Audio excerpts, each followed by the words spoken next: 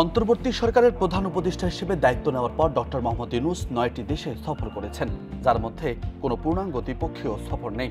পরিকল্পনা অনুযায়ী আগামী জুলাই সরকারি সফরে মালয়েশিয়া যাওয়ার কথা সরকার প্রধানের। তবে তার আগে যুক্তরাজ্য সফরে যাচ্ছেন অধ্যাপক ইউনূস।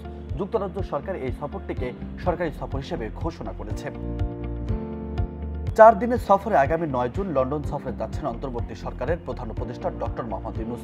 রাজনৈতিক সমর্থন আদায়ে সফরটি বেশ তাৎপর্যপূর্ণ। ধারণা করা হচ্ছে, বিগত সরকারের ঘনিষ্ঠ বেশ কিছু ব্যক্তি যুক্তরাজ্যে অবস্থানের প্রেক্ষাপটে পাচার হওয়া অর্থ ফেরত আনার প্রসঙ্গে আলোচনা তুলবে ঢাকা।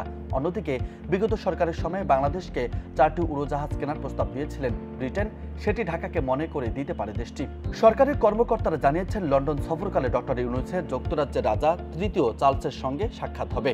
আর প্রধানমন্ত্রী কিয়ার স্টারমারের সঙ্গে প্রধান উপদেষ্টা দ্বিপক্ষীয় বৈঠকের প্রস্তুতি চলছে।